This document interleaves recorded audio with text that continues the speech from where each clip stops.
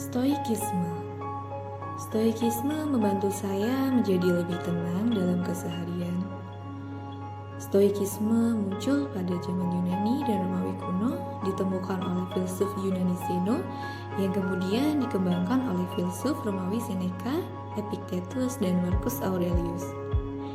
Selama ratusan tahun, pola pikir ini cukup populer baik di kalangan budak maupun kalangan aristokrat. Mereka menganggap filosofi ini sangat berguna dalam keseharian karena mengajarkan mereka cara untuk tetap tenang, terutama ketika menghadapi situasi sulit yang tak terduga. Salah satu tujuan penting dalam stoikisme adalah penguasaan diri. Seseorang yang bisa menguasai diri dengan baik cenderung lebih tenang, tahan mental, dan punya emosi yang seimbang. Apa prinsip stoikisme? Penjelasan sederhana dari para stoik, kita hanya bisa mengendalikan apa yang bisa kita kendalikan, yaitu pikiran kita, dan tindakan apapun di luar ini adalah hal eksternal di luar kendali kita. Karena itu, apa yang bisa kita kendalikan hanya penilaian kita terhadap hal-hal eksternal.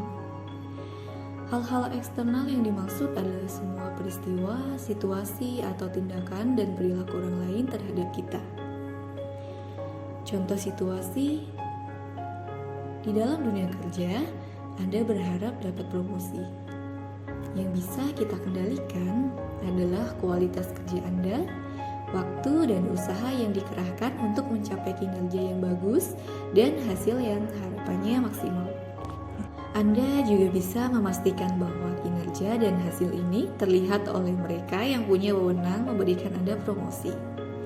Yang tidak dalam kendali Anda di situasi ini adalah apakah bos akan memilih Anda untuk dipromosikan. Banyak faktor yang mempengaruhi keputusan ini. Faktor di luar kendali kita apapun itu. Anda hanya bisa memastikan faktor yang bisa Anda kendalikan. Jika hasil kinerja Anda diapresiasi, ya syukur. Jika belum, ya sudah. Seorang stoik tidak akan menghabiskan tenaga dan waktu sedikit pun untuk mengeluh. Seorang stoik menyadari dia punya kendali penuh untuk memutuskan apakah mau sabar menunggu atau pindah kerja. Sama halnya yang dengan persoalan keinginan kita untuk disukai seseorang. Seseorang tidak suka dengan Anda, punya persepsi buruk tentang Anda mau mengharap balik atau menjelaskan sampai mulut berbusa kepada orang ini. Belum tentu Anda sukses merubah cara pandangnya terhadap Anda. Seorang stoik tidak akan membuang waktu atau energi untuk adu mulut meyakinkan orang lain bahwa dia orang yang baik. Justru dia akan menunjukkan dengan tindakan-tindakan yang selaras dengan kebaikan secara konsisten dalam kesehariannya. Mau orang lain suka atau tidak suka, ya terserah dia. Dalam hidup, seorang stoik mengharapkan yang terbaik, tapi juga menyiapkan diri jika skenario terburuk terjadi. Mereka juga melatih diri menciptakan jarak emosi yang sehat terhadap hal-hal di sekitarnya. Karena kalau kita cermati, sebenarnya tidak ada yang permanen dalam hidup ini. Barang kesayangan bisa saja rusak atau hilang. Begitu pula pekerjaan. Orang-orang yang kita cinta bisa saja pergi dari kehidupan kita secara tiba-tiba atau diambil yang Maha Kuasa. Begitu pula kekayaan, kekuasaan, dan reputasi. Gak ada jaminan pasti untuk keberlangsungan di dalam hidup kita.